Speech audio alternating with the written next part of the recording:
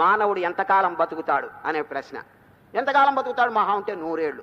శతమానం భవతి అని శాస్త్రాలు ఉన్నాయి కానీ వీడు 100 ఏళ్ళు బతుకుతున్నాడే చెప్పండి. ఏదో 60 ఏళ్ళు 70 ఏళ్ళు 80 ఏళ్ళు కన్ను మూస్తున్నాడు. ఈ స్వల్పమైనటువంటి జీవితం ఎటువంటిదంటే దానికి దృష్టాంతం ఒక చెట్టు. ఆ చెట్టు చివరండి ఒక కొమ్మ, ఆ కొమ్మ చివర ఒక ఆకు అండి. ఆ ఆకు చివరండి ఒక మంచు బొట్టు వేలాడుతున్నదండి.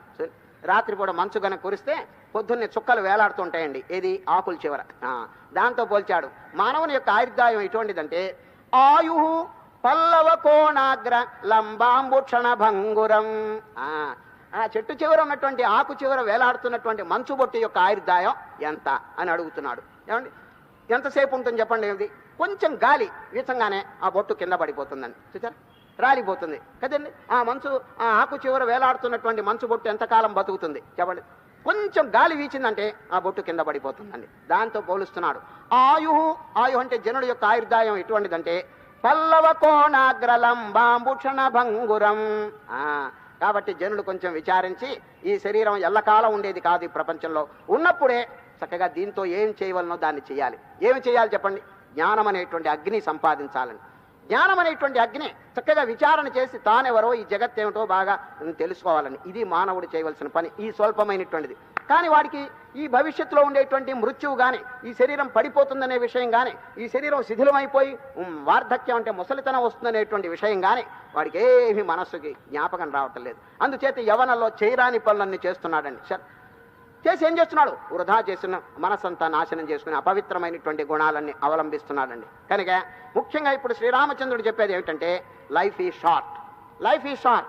ఈ జీవితం చాలా స్వల్పమైంది, క్షణభంగురమైంది. కాబట్టి ఈ స్వల్పమైనటువంటి ఆయుర్దాయాలు ఎన్ని సాధనలు. జీవితం అసలు స్వల్పం కదా, ఏ విధమైనటువంటి టైము లేకుండా వాళ్ళంతా కాలక్షేపం చేస్తూ వృధాగా కాలం గడిపేస్తున్నాడని రామచంద్రుడు ఆయుర్దాయాన్ని గురించి చెప్తున్నాడండి. ఆయు పల్లవ కోణాగ్రలంబాంబుక్షణ భంగురం. కాబట్టి ఓ విశ్వామిత్ర మునీంద్ర, జీవితం చాలా క్షణికంగా నాకు తోస్తున్నది. ముఖ్యంగా చేయవలసినటువంటి కార్యక్రమాలు, విచారించవలసినటువంటి విషయం ఏమిటో కొంచెం దయచేసి చెప్పండి అని విశ్వామిత్రుని ప్రార్థన చేస్తున్నారని. సరే, ఇంకొక చిన్న విషయం చెప్తున్నాడు. చెట్లు బతుకుతున్నాయి, ఎవరి జీవితం చెప్పుకోదగిందంటే చెప్తున్నాడు సజీవతి మనోయస్య మననేన జీవతి.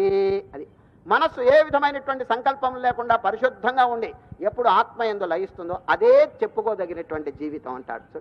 చక్కని సమాధి స్థితిలో ఆ మనస్సు మహాపవిత్రమైపోయి ఎప్పుడు సత్వగుణం విశుద్ధ సత్వాన్ని పొంది లయించిపోయిందో ఆ జీవితమే చెప్పుకోదగినటువంటి జీవితం అంటాడు. చూడండి, తరవోపి జీవంతి, చెట్లు బతుకుతున్నాయి. జీవంతి మృగపక్షిణ, జంతువులు బతుకుతున్నాయి. కానీ అది చెప్పుకోదగినటువంటి జీవితం కాదు, వృధా. సజీవతి, వాడే పుట్టినటువంటి వాడు. ఎవరు? సజీవతి మనోయస్య మననేన జీవతి. మనసులో ఏ విధమైనటువంటి సంకల్పములు లేకుండా నిశ్చలమైనటువంటి నిర్వికల్పమైన ఆ సమాధి స్థితిలో ఎవడున్నాడో, ఆ ధ్యానం ఎవరు నేర్చుకున్నారో వారి జీవితమే చెప్పుకోదగినటువంటి జీవితం అంటాడు. పూర్వజన్మార్జితమైనటువంటి సంస్కారం మానవుని పడగొడుతూ ఉంటాయండి. ఇప్పుడు ఏదైనా నియమం పెట్టుకోవాలన్నా జరగనివ్వదండి. ఆ పాడు సంస్కారములు వచ్చి వీడిని వెనక్కి లాగేస్తాయి. కనుక వశిష్ఠులు వారు ఇప్పుడు చేసే ప్రయత్నం చేత పూర్వజన్మ సంస్కారం జయించవచ్చునంటాడు. దానికి దృష్టాంతం ద్వౌ హుడా వివయుధ్యేతే. హుడా అంటే ఏమిటి తెలుసండి? పొట్టేలు. ఆ పొట్టేలు దృష్టాంతం తీసుకొచ్చారండి. ద్వౌ హుడా వివయుధ్యేతే పురుషార్థౌ సమాసమౌ ప్రాక్తనో శుభేన అశుభముద్యక్తం ప్రాక్తనం పౌరుషం జయేత్. ఈ రెండు పొట్టేళ్లు చూడండి, మన సంక్రాంతి కంటే కోళ్ళకి పొట్టేళ్లకి యుద్ధాలు పెడతారండి. సరే, రెండు పోటాడుకుంటాయి, ఎవరు గెలుస్తారు? ఏ పొట్టేలకి కొమ్ములు వాడిగా ఉన్నాయో అది గెలుస్తుందండి. అదేవిధంగా రెండు పొట్టేళ్ల వలె పూర్వజన్మ అలవాట్లు, ఈ జన్మ ప్రయత్నం, ఈ రెండు యుద్ధం చేసుకుంటున్నాయి. దీంట్లో బలవత్తరమైనటువంటిది జయిస్తుందంటాడు. చూడండి, ద్వౌహుడా వివయుధ్యేతే పురుషార్థౌ సమాసమౌ. ఈ రెండు యుద్ధం కాబట్టి మానవుడు ప్రయత్నం గట్టి పట్టుదల వహించి ఏనాటికైనా ఈ పూర్వజన్మ పాడలవాట్లు మనం జయించాలనేటువంటి కుతూహలంతో ప్రారంభం చేయాలన్నది అనే ఈ రోజు వశిష్ఠుల వారు ఏం చేస్తున్నారు తెలుసండి? విశ్వామిత్రుడు ఉన్నాడు కదండి, వారిని చూపిస్తున్నాడండి. ఓ రామచంద్ర, వారెవరో తెలిసిన విశ్వామిత్రుడు సామాన్యమైనటువంటి రాజు అయినప్పటికీ ఒక పట్టుదల వహించి ఏమైనా సరే నేను బ్రహ్మర్షి కావాలనేటువంటి తీవ్రమైనటువంటి సాధన చేశాడండి. ఎవరు? విశ్వామిత్రుడు. వారి చరిత్ర చూడండి. రాజర్షి అని చెప్పి అందరూ అంటున్నారు. ఆఖరికి వశిష్ఠుల వారు కూడా రాజర్షి అంటున్నారు. ఏమి తృప్తి లేదండి. బ్రహ్మర్షి అని వశిష్ఠుల వారి చేత అనిపించుకునేటంత వరకు నిద్రపోలేదండి ఎవరు? విశ్వామిత్రుడు. అంత తీవ్రమైనటువంటి ప్రజల వారికి ఉన్నది. చక్కగా సాధన చేసినారు, ఇంద్రియములు జయించినారు. ఆ వశిష్ఠుల వారి ముఖత నాయన నువ్వు బ్రహ్మర్షి అయినావు అని అనిపించుకున్నాడండి ఎవరు? విశ్వామిత్రుడు. అందుచేత వారిని చూపిస్తున్నారు, నాయన విశ్వామిత్రేణ మునినా దైవముత్సృజ్య దూరత పౌరుషేనైవ సంప్రాప్తం బ్రాహ్మణ్యం రామనాన్యథ. బ్రాహ్మణత్వం పొందాడండి ఎవరు? క్షత్రియుడైనప్పటికీ బ్రాహ్మణత్వం ఎట్లా పొందగలిగాడని ప్రశ్న చేస్తున్నాడు వశిష్ఠులు. దేని చేత? ప్రయత్నం చేత, పట్టుదల చేత ఆ సాధించేశారు అని వారిని చూపిస్తున్నారండి దృష్టాంతంగా. విశ్వామిత్రేణ మునినా దైవముత్సృజ్య దూరత పౌరుషేనైవ సంప్రాప్తం బ్రాహ్మణ్యం రామనాన్యథ. కాబట్టి చక్కగా ప్రయత్నం చేయండి. ఎప్పుడు చేయాలి దానికి చెప్తున్నాడు. ఆబాల్యాత్, బాల్యకాలం నుంచి మొదలు పెట్టాలటండి. అకస్మాత్తుగా ముసలితనంలో మొదలు పెడితే ఎట్లా సాధ్యపడుతుంది చెప్పండి? అనేక సాధనలు చేయాలి కదా. చూడండి, ఆబాల్యాత్ అలమభ్యస్తై శాస్త్ర సత్సంగమాదిభి గుణై పురుషయత్నేన స్వార్థ సంపాద్యతే యతః. చిన్నప్పటి నుంచి ప్రయత్నం చేయమని. ఇది ఎవరికి పట్టిందండి? చిన్న కాలంలో ఎవరికైనా పట్టిందా? ఇప్పుడు ఇళ్లలో చూడండి, ఎవరైనా పిల్లవాళ్ళు దీని విషయం ఆలోచిస్తున్నారా? రామరామా ఏ విధమైన పాటల్లో ఆటల్లో గడిపేస్తున్నారే గాని బాల్యకాలం అంతా వృధా అయిపోతుందండి. 12.5 సంవత్సరం వేస్ట్ అయిపోతున్నదండి. బాల్యకాలంలో ఎంత వృధా అవుతుందో తెలుసండి? 12.5 years. యవ్వనంలో ఎంత నాశనం అయిపోతుంది చూడండి. ఆ టైం అంతా విషయముల్లో గడిపేస్తున్నాడు. పోనీ ముసలితనంలో ఏమైనా ధ్యానం చేస్తారంటే ఆరోగ్యం సరిగా ఉండదండి. అనేకమైనటువంటి విఘ్నాలు వస్తాయి. ఇంక ఎప్పుడండి వాడు ధ్యానం చేసేది చెప్పండి? కనుక బాల్యకాలం, యవ్వన కాలం సరైనటువంటి సమయములు అంటాడు ఎవరు? వశిష్ఠుల వారు. వశిష్ఠ మహర్షి గారండి ఒక చిన్న ఉపమానం చెప్తున్నారు. ఒక నది ప్రవహిస్తున్నదండి, కానీ రెండుగా చీలిపోయిందటండి. రెండుగా చీలిపోయిందట. ఆ నది ఏమవుతుంది తెలుసునా? చీలిపోతే నీళ్లు తగ్గిపోతాయి, వేగం తగ్గిపోతుంది, అన్ని తగ్గిపోతాయండి. ఏది? ఒక నది గనక రెండుగా చీలిపోతే. ఇప్పుడు వశిష్ఠుల వారు ఏం చెప్తున్నారంటే మనస్సు అనేటువంటి నది రెండుగా చీలిపోయింది. ఏమి? శుభ మార్గం, అశుభ మార్గం. చూడండి, శుభే శుభాశుభాభ్యాం మార్గాభ్యాం వహంతి వాసనా సరిత్. వాసన అంటే మనస్సు అనేటువంటి, సరిత్ అంటే నది. రెండుగా చీలిపోయింది, శుభ మార్గం, అశుభ మార్గం. కొన్ని శుభకార్యాలు చేస్తుంది, కొన్ని అశుభ కార్యాలు. ఇప్పుడు వశిష్ఠులు వారు ఏం చెప్తున్నారంటే అశుభ మార్గంలో పోయేటువంటి మనస్సు యొక్క శక్తిని నిరోధించమంటున్నాడు. Please black it. ఆ శక్తిని శుభ మార్గంలో మళ్లించమంటున్నాడు. ఆ నీళ్లను బాగా ఆనకట్టగట్టు ఏదో ఆపేసేయండి, ఆపేసి ఈ మంచి మార్గంలోకి దాన్ని తిప్పండి అంటాడు ఎవరు? వశిష్ఠుల వారు. ఏమండి, అందరికి అర్థమైందా? శుభాశుభాభ్యాం మార్గాభ్యాం వహంతి వాసనా సరిత్ పౌరుషేణ ప్రయత్నేన. ప్రయత్నం చేత దీన్ని మంచి మార్గంలోకి తిప్పండి. చూడండి, ఆనాడు వాల్మీకి రత్నాకరుడు అనేటువంటి ఆయన చెడ్డ మార్గంలోనే వారి శక్తి అంతా పోతుంది.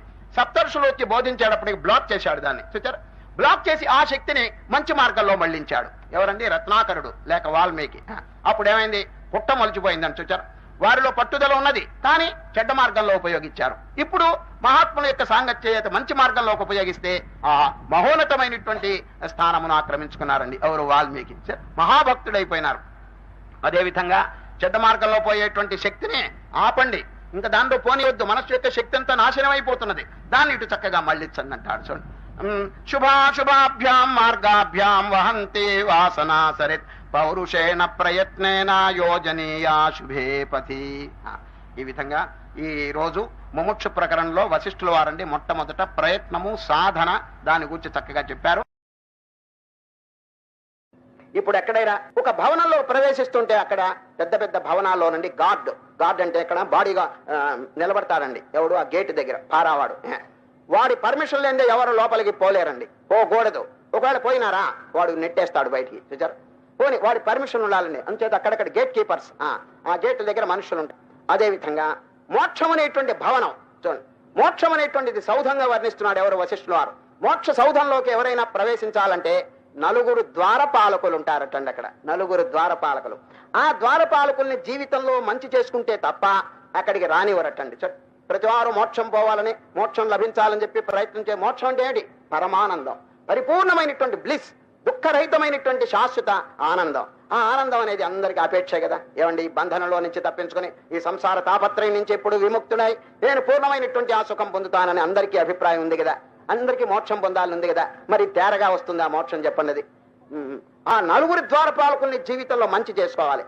వారెవరో చెప్తున్నారు వినండి. 4 ద్వారపాలకులు. మోక్షద్వారే ద్వారపాలాః చత్వారః పరికీర్తితాః. ఓ రామచంద్ర, మోక్షద్వారంలో 4 ద్వారపాలకులు ఉన్నారు. ఎవరో తెలుసిన?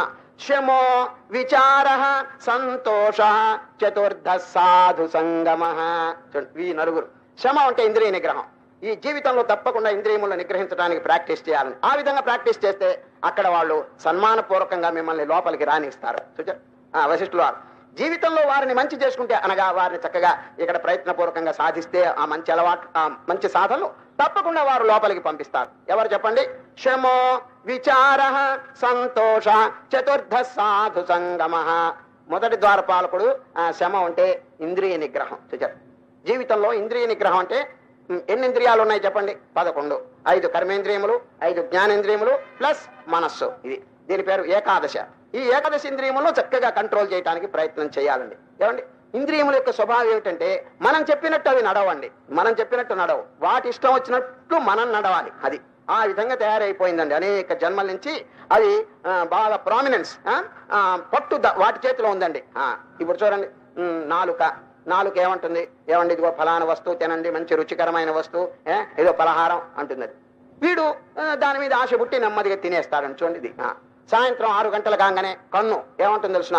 ఏమండి, పర్సు జేబులో వేసుకుని కొంచెం ఆ సినిమా దగ్గరికి పదండి అంటున్నది. చూడండి, దాసోహం, నువ్వు చెప్పినట్టే చేస్తా అని వీడండి దానికి లోబడిపోయిన, become a slave to the senses. అది చూడండి, స్లేవ్ అయిపోయినాడు, బానిస అయిపోయినాడు. ఏంటి ఊరికే డబ్బంతా ధారబైతుందని హాయిగా ఏదైనా బీదలకు ఇచ్చినా లేకపోతే ఇంకేదైనా సదుపయోగం చేసినా దాంట్లో పుణ్యం ఉంటుంది.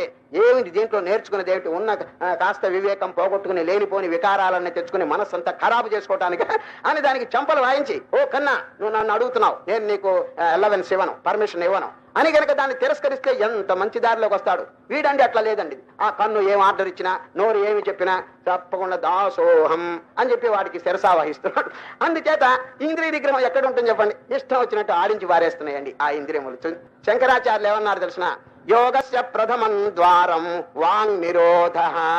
యోగంలో మొట్టమొదటి మెట్టు ఏమిటంటే నోటిని అరికట్టడం. యోగస్య ప్రథమం ద్వారం వాంగ్ నిరోధ అంటాడు. మరి ఆ నోరుని అరికట్టబోతే వీడు ఏమైనా ముందుకు పోతాడో చెప్పండి? అవి బానిసలు చేసేసి వీటందరూ ముక్కుకి తాడు కడుతున్నాయండి. సరే, ఇంద్రియములు ఏం చేస్తున్నాయి తెలిసిన? ఒక పశువు అండి, ఒక ఎద్దు చూడండి ఎంత పెద్దది, కానీ ఒక చిన్న పిల్లవాడు దాన్ని తాడుబట్టుకు ఈడ్చిపోతాడండి. ఇది ఆశ్చర్యం కదండి. ఏనుగు ఎంత పెద్దది చెప్పండి? ఏనుగు బ్రహ్మాండమైన ఆకారం కదా. ఒక మావటి వాడు దాన్ని నెమ్మదిగా తాడు పెట్టి కూరలో ఉప్పు తగ్గింది అనుకోండి, ఉప్పు తగ్గితే ఈ నాలుక ఏం చేస్తుందంటే అది కొద్దిగా చూస్తుందండి, అరే రే ఉప్పు తగ్గిందన. అప్పుడేంటి? నో అడ్మిషన్, నో అడ్మిషన్, ఉప్పు కలిపే వరకు నేను లోపలికి రానివ్వను అనేస్తున్నాను. అది హఠం వేసేస్తుంది. వీడండి కష్టపడి మళ్ళా ఉప్పు కలుపుకుంటే తప్ప, లేకపోతే no admission without permission.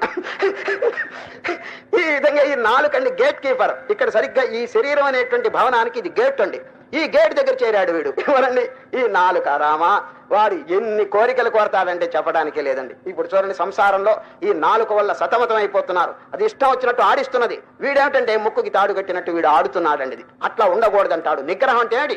Control your senses. అవి చెప్పినట్టు మీరు ఆడవాకండి, మీరు చెప్పినట్టు అవి నడవాలి. అది దీని పేరు ఇంద్రియ నిగ్రహం. మొట్టమొదటి ద్వారపాలకుడు ఈ జీవితంలో నుండి కొంచెమైనా నిగ్రహాన్ని సాధించాలండి. సరే, శమో ఇది మొదటిదండి. విచార. ఇక రెండవది ఏమిటంటే విచారణ, ఆత్మవిచారణ. నేనెవరు, ఈ జగత్ ఏమిటి, ఈ బంధువులు ఎవరు, ఈ మిత్రులు ఎవరు, ఈ ధనం ఏమిటి, ఈ సంపదలన్నీ ఈ ఎన్నాళ్ళు ఉంటుంది, దీనికి నాకేమి సంబంధం, హౌ లాంగ్ అనేటువంటి విషయం బాగా విచారణ చేయాలని. ఈ విచారణ అనేది అన్నిటికంటే ముఖ్యం అండి. ఇది లేనందువల్లే చీకట్లో పడిపోతున్నాడు. వివేకం అనేది ఎటువంటి తెలిసిన? ఇల్యూమినేషన్. ఇల్యూమినేషన్ అంటే లైట్ అండి, టార్చ్ లైట్. చీకటిగా ఉన్నప్పుడు టార్చ్ లైట్ ఎంత సహాయం చేస్తుందో వివేకం కూడా అంత చక్కని సహాయం చేస్తుందండి. సరే, కనుకనే శంకరాచార్య శిరో వివేకం, ఈ శరీరంలో శిరస్సు ఎంత ప్రధానమైందో ఆ విధంగా వివేకం అనేటువంటి చాలా ప్రామినెంట్ అంటాడు. విచారణ చేయకపోతే ఎట్లా తెలుస్తుందండి? ఈ జగత్తంతా సత్యం అని చెప్పి అనుకుని దీంట్లోనే వాడు ప్రవేశించి కాలం అంతా గడిపేస్తున్నాడు. ఏమండి, ఆఖరికి ఏమవుతుంది తెలుసిన? Nature will give him shock by shock అంటాడు వివేకానంద. చివరికి స్లాబ్ బై స్లాబ్ చెంప వాయిస్తుంది. నైనా ఇది పర్మనెంట్ అనుకుంటున్నావు, చూడండి పతనమై ఒక్కొక్కరు రాలిపోతున్నారండి. సంసారంలో అందరూ శాశ్వతంగా ఉన్నారా? ఇప్పుడు మీ తాతలు ముత్తాతలు ఉన్నారా చెప్పండి? ఇది లేరు కదా. ఎక్కడికి పోయినారనే కొంచెం విషయం ఆలోచించి నా గతి కూడా అంతే అవుతుందని ఎవరైనా విచారణ చేస్తున్నారా? లేదండి. ఈ విచారణని కళ్ళు మూసుకుని ఏదో వ్యవహారంలో పడిపోవటమే గాని హౌ లాంగ్, ఈ ప్రపంచం నేను పుట్టి ఎంతకాలం అయింది, ఎంతకాలం ఉండబోతాను, తర్వాత నా గతి ఏమవుతుందనేటువంటి ఆలోచన. నిన్న చెప్పలేదండి మ్యాక్స్ ముల్లర్ సాయంత్రం చెప్పింది మ్యాక్స్ ముల్లర్. ఆ విద్యార్థికి ఏమన్నారు, ఇది నెక్స్ట్ నెక్స్ట్ అన్నాడు. What becomes of your soul after death అన్నాడు. చూడు, చనిపోయిన తర్వాత నీ గతి ఏమవుతుంది ఇప్పుడైనా ఆలోచించావా అన్నాడు. ఐసీఎస్ చదివాడే గాని ఇటువంటి ఆలోచనలు ఏమైనా ఉన్నాయా చెప్పన్నది. కనుక చక్కగా విచారించాలి, ఏమైపోతాం, భవిష్యత్తులో ఏమైపోతుంది ఈ శరీరం, వీళ్ళందరితో వియోగం కలుగుతుంది కదా, దానికి ఇప్పటి నుంచే సిద్ధపడాలి. ఆ వైరాగ్యం కలిగి శాశ్వతంగా మన వెంట వచ్చేది ఏదో దాన్ని పట్టుకోవాలి. చూడు, వీళ్ళందరినీ వదిలిపెట్టమని కాదు, ఉండవచ్చును కానీ అన్అటాచ్డ్. తామరాకు మీద నీటి బిందె వలె తగులుకోకుండా సంసారంలో ఉండాలని. సంసారంలో ఉండటం తప్పు కాదండి. శ్రీకృష్ణ పరమాత్మ ఏం చెప్పాడు, నైనా మాం అనుస్మర యుద్ధచ. అది యుద్ధచ అంటే నీ వ్యవహారం చేసుకో, నీ క్షత్రియ ధర్మమైనటువంటి యుద్ధం చేసుకో, కానీ ప్రధానమైనది ఏమిటి, శాశ్వతమైన వస్తువుని జ్ఞాపకం పెట్టుకోవడం. మాం మాం అంటే నన్ను, నన్ను అంటే ఎవరు, పర్మనెంట్. అది పర్మనెంట్ వస్తువుని తక్కినంత అక్షరం, వారు అక్షరం. అక్షరమైనటువంటి వస్తువును పట్టుకోవటం మానవుని యొక్క కర్తవ్యం అన్నది. చేస్తున్నాడా, లేదు కదా. ఈ క్షరమైన వస్తువులనే పట్టుకుని ఊగులాడుతున్నాడు. ఆఖరికండి కన్ను మూసేటప్పటికి ఏం మిగులుతుంది చెప్పన్నది, ఏమీ లేదండి. దీన్ని పట్టుకుని ఆఖరికి ఆ శాశ్వతమైన వస్తువుని కొంచెమైనా గనక పట్టుకుంటే వారు రక్షిస్తారు. చంద్రశేఖరమాశ్రయే మమ కింకరిష్యతి వై యమః. చంద్రశేఖరాష్టంగం చెప్పారండి, ఎంత ఆనందంగా ఉంటుంది. యముడంటే ఏంటి, ఆపత్తులు, దుఃఖం, నరకం, ఇది మనని బాధించదు. ఎప్పుడు చంద్రశేఖరమాశ్రయే. చంద్రశేఖరుడు అంటే పరమశివుడు. ఎవరండి పరమశివుడు, పర్మనెంట్ వస్తువు. అది శివుడన్నా రాముడన్నా కృష్ణుడన్నా ఊరికే రూపాలని చెప్పి మీరు అనుకోవద్దండి. బ్యాక్గ్రౌండ్ లో ఏముందంటే సచ్చిదానందం, చైతన్యం. ఆ చైతన్యమైనటువంటి వస్తువుని కనుక ఆశ్రయించినారా ఇక దుఃఖం అనేది లవలేశం ఉండదు. కింకరిష్యతి వై యమః. యముడు నన్నేం చేయగలడని చెప్పి అక్కడ ప్రశ్న చేస్తాడు. ఎవరండి, మార్కండేయుడు. ఆ విధంగా పూర్ణమైనటువంటి శాశ్వతమైనటువంటి వస్తువుని మానవుడు ఆశ్రయించాలి. అప్పుడండి వారికి శాంతి, సుఖము, జన్మరాహిత్యం కలుగుతుంది. లేదే ఈ నశించిపోయే పదార్థముల మీదే టైం అంతా నాశనం చేస్తున్నాడు, అవే పెద్ద గొప్ప అని చెప్పి మురిసిపోతున్నాడండి. బుద్ధస్తమానం వీటిని పట్టుకునే. మూడవ ద్వారపాలకుడు ఎవరో తెలుసండి, సంతుష్టి. సంస్కృతంలో ఎక్కడైనా సంతోషము అని వస్తే తెలుగులో సంతోషం కాదండి. తెలుగులో సంతోషం అంటే ఆనందం, సంస్కృతంలో సాటిస్ఫాక్షన్, తృప్తి. ఎక్కడైనా సంతోషం అనే పదం కనుక సంస్కృతంలో వస్తే దాని అర్థం ఏమిటంటే నాట్ హ్యాపీనెస్ బట్ సాటిస్ఫాక్షన్. అది తృప్తి. ఏదో భగవంతుడిచ్చింది చాలని చెప్పి తృప్తి ఉండాలి కానీ ఊరికి ఆశ. ఆశ అనేది పిశాచం, దాన్ని వెంట పరిగెత్తకూడదండి. ఆశా పిశాచం. దాన్ని ఎక్కడొక్కడ ఫుల్ స్టాప్ చెప్పి పెట్టి ఏదో చాలు భగవంతుడు ఇచ్చిందని. చూడండి, ఎక్కువగా సంపాదించాలంటే ఈ కాలంలో అన్యాయం, అధర్మం చేయకపోతే ఆ డబ్బు సంపాదించడం కుదురుతుందండి. చూడండి, ఎక్కువ సంపాదించడానికి ఆఖరికి ఎవరికి ఇచ్చిపోతాడు వాడంతా చెప్పండి. ఎవరికో ధారపోసిపోవాల్సిందే కదా. తన కొడుకు, తన శరీరం, కుటుంబం ఇంత మాత్రం పోషణకి కావాల్సింది ఉంటే చాలు కదా. ఎందుకు విపరీతంగా ఆర్జించడం, అన్యాయం చేయటం, అధర్మం చేయటం, దానివల్ల పాపం మూట కట్టుకోవటం దేనికని ఆలోచించి ఏదో ఉన్న దాంతో సంతృప్తి పొంది ఏదో భగవంతుడు ఇచ్చిన చాలని తృప్తి. ఆ తృప్తి ఎవరికి చెప్పండి, లేదు. ఓహో తృష్ణ. తృష్ణ అంటే ఆశ పిశాచం, వాడిని వెన్నంటుతుందండి. ఏదో కొంత ఉంటే దాని చాలదని ఇంకా కొంచెం, అది వస్తే ఇంకా కొంచెం, ఈ విధంగానండి అసంతుష్టి. ఇది సంతోషం అనేది చక్కగా ద్వారపాలకుడి కింద వర్ణిస్తారండి. ఒక బీదవాడండి, బీదవాడు కుటుంబం చాలా పెద్దదండి. ఇది కుటుంబం చాలా పెద్దది, దాన్ని పోషించలేక అవస్థపడుతున్నాడు ఎవరు బీదవాడు. ఇంట్లోనండి దేవుడు పటం పెట్టాడు. దేవుడు పటం పెట్టి సాష్టాంగ నమస్కారం చేసి దేవుణ్ణి ప్రార్థన చేస్తున్నాడు. దేవా, దారిద్ర్యంతో చాలా బాధపడుతున్నాను, ఒక్క 100 రూపాయలు 100 రూపాయలు సహాయం చేయండి అని దేవుడి గారిని ప్రార్థన చేశాడండి. నిజంగా వాడి మొర ఆలకించినాడు భగవంతుడు. 100 రూపాయలండి పొట్లం కట్టి ఆ కిటికీలో నుంచి కింద పడేసిన, అక్కడ కింద పడేయటం జరిగిందండి. 100 రూపాయలు భగవంతుడు ఆయనకి ఇచ్చినాడు. ఆ శబ్దం వినంగానే పరిగెత్తాడు. ఏమిటి శబ్దం కిటికీలో అయిందని. అక్కడికి వెళ్తే ఒక పొట్లం ఉందండి. ఆ పొట్లం విప్పినాడండి. 100 రూపాయలు ఉన్నాయండి. ఆహా ఎంత. మొదట్లో ఏమన్నాడు, దేవా 100 రూపాయలు ఇవ్వండి అని. సరిగా 100 రూపాయలు వారింటికి వచ్చినాయి. వెంటనే ఏం చేశాడు తెలుసునా, దాన్ని దాచిపెట్టి పటం దగ్గరికి పరిగెత్తాడు. నిస్వోవష్టి శతం శతి దశ శతం. దేవుడు గారు ఒక 1000 సహాయం చేయండి. 100 రాకముందు ఏమన్నాడు, 100 చాలన్నాడు. తర్వాత 1000 దశ శతం. అది దశ శతం అంటే 1000 సహాయం చేయండి. భగవంతుడు వీరి మొర ఆలకించాడు. ఏదో 1000 రూపాయలు అవకాశం ఇచ్చేటువంటిది. వెంటనే అంతటితో ఫుల్ స్టాప్ పెట్టాడా, లేదు. మళ్ళీ పట్టణం దగ్గరికి పరిగెత్తి లక్షం అన్నాడండి. లక్షకి ఎసరు పెట్టాడండి. చూడండి ఆ శ్లోకం ఎంత చక్కగా ఉందో. నిస్వోవష్టి శతం శతి దశ శతం లక్షం సహస్రాధిపో లక్షేశ క్షితిపాలతాం. లక్షాధికారిగా చేస్తే తృప్తి లేదటండి, నన్ను రాజుగా చేయండి అంటండి. లక్షేశ క్షితిపాలతాం చితిపతిశ్చక్రేశతాం వాంఛతి. పోని రాజు చేస్తే ఏమండి చక్రవర్తిగా చేయండి అంటండి. చక్రేశ సురరాజతాం. పోని చక్రవర్తిగా చేశాడా, ఇంద్రుడుగా చెయ్యండి అంటాడు. ఇంద్రుడు ఆశ. సురరాజతాం సురపతిర్బ్రహ్మాస్పదం వాంఛతి. బ్రహ్మ శైవపదం శివో హరిపదం ఆశావధిం కోగత. ఆశ యొక్క అంతం ఎవరు పొందారని కవీశ్వరుడు చెప్తున్నాడండి. కనుక సంతుష్టి ఏదో భగవంతుడు ఇచ్చింది చాలు అని చెప్పి ఫుల్ స్టాప్ పెట్టాలి. ఇది 3వ ద్వారపాలకుడు. ఇంతవరకు ఎవరు చెప్పండి? ఇంద్రియ నిగ్రహం, ఆత్మ విచారణ, సంతుష్టి. 4వ ఎవరంటే సాధు సంగమ, మహాత్ముల యొక్క సాంగత్యం. ఇది అన్నిటికంటే చాలా ముఖ్యం. చీకట్లో పరితపించేవాడు ఎవరి దగ్గరైనా దీపం ఉంటే వారిని ఆశ్రయించాలండి. చూచారా, దీపం కలిగిన వాడు చీకటి అంధకార బంధురమైనటువంటి ఈ సంసార రంగంలో పడిపోయి నానా బాధలు పొందుతున్నటువంటి వాడు ఎవరిని ఆశ్రయించాలో తెలుసిన దీపం ఎవరి దగ్గర ఉందో వారి కాళ్ళు పట్టుకోవాలి. ఎవరంటే దీపం కలిగిన వారు? వివేకం. వివేకము జ్ఞానం అనేటువంటిది ఎవరి దగ్గర ఉంది? మహాత్ములు, అనుభవజ్ఞులైనటువంటి సద్గురువులు. వారి దగ్గరికి వెళ్లి చక్కగా వినయపూర్వకంగా ప్రశ్నించి ఈ సంసార తాప నుంచి తరించడానికి అవకాశం వారి దగ్గర నేర్చుకోవాలి. ఏ ఉపాయం ద్వారా అది శిష్యుడు గురువు దగ్గరికి వెళ్లి కాళ్ళ మీద పడతాడు. దుర్వార సంసార దవాగ్ని తప్తం దోధూయమానం దురదృష్టవాతై. చూడండి ప్రార్థన. ఓ గురుదేవా, ఈ అపారమైనటువంటి ఈ దావానలో, చూడండి అడవుల్లో దావానలో, దాంట్లో పడిపోయి నేను చాలా బాధపడుతున్నానంటాడు.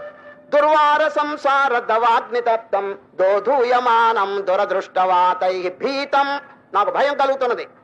ప్రపన్నం పరిపాహి మృత్యో శరణ్యమన్యదహం నజాని. మీరు తప్ప నాకెవరు శరణ్యం లేరని ప్రార్థన చేస్తే గురువు గారు ఏం చెప్తారు తెలిసిన? మా భయిష్ట విద్వన్ డోంట్ ఫియర్, డోంట్ వరీ, ఏం కంగారు పడవద్దని చెప్పి ముందు అభయహస్తం ఇస్తాడండి ఎవరు? గురువు గారు. మా భయిష్ట విద్వన్ తవ నాస్తి అపాయ, there is no danger to you అంటాడు. తవ నాస్తి అపాయ సంసార సింధో తరణేశ్చుపాయ. ఈ సంసార సముద్రం దాటడానికి ఉపాయం నేను చెప్తాను అని చక్కగా గురుదేవుడండి ఆ ఆత్మ వస్తువును గురించి చక్కగా బోధిస్తాడు. దీని పేరండి సత్సాంగత్యం. గీతలో కూడా చూడండి, అర్జున, మీకు ఎప్పుడైనా జ్ఞానమును కూర్చున్న విచారణ తెలుసుకోవాలని కనుక అభిప్రాయం కలిగితే అనుభవజ్ఞుడైనటువంటి మహాత్ముల దగ్గరికి వెళ్ళి సాష్టాంగ నమస్కారం చేసి గురుసేవ చేసి పరిప్రశ్న వినయపూర్వకంగా ప్రశ్నించి వారి ద్వారా మీరు తెలుసుకోండి అని చెప్పలేదండి. తద్విద్ధి ప్రణిపాతేన పరిప్రశ్నేన సేవయ ఉపదేక్షంతి తే జ్ఞానం జ్ఞానినస్తత్వదర్శినః. ఈ విధంగా 4వ ద్వారపాలకుడు మహాత్ముల యొక్క సాంగత్యం. ఓ రామచంద్ర, ఈ 4 ద్వారపాలకుల్ని జీవితంలో ఎవరు మంచి చేసుకుంటారో, ఈ 4టిని ఎవరు చక్కగా సాధిస్తారో వారికి సన్మానపూర్వకంగా అక్కడ ఎలవెన్స్, యు ఆర్ వెల్కమ్, చక్కగా దయచేయండి అని చెప్పి వారికి ఆహ్వానం వస్తుందని. అట్లా కాకుండా వారిని కనుక సాధించకపోతే, మంచి చేసుకోకపోతే, మీరు కనుక ఒకవేళ వెళ్ళినా అయ్యా no entrance please get out అంటారు. చూడండి, అవమానం కలుగుతుందని అక్కడికి వెళ్తే లోపలికి పోనివ్వరండి. మోక్షం అనే అనంతమైన ఆనందం అనుభవించడానికి వీడికి దక్కదండది. కనుక జీవితంలో చక్కగా సాధించమని వశిష్ఠులు వారు ఈ రోజు శ్రీరామచంద్రునికి ముముక్ష ప్రకరణ చివరి భాగంలో మోక్షద్వార పాలకులను చెప్పి విరమిస్తారు.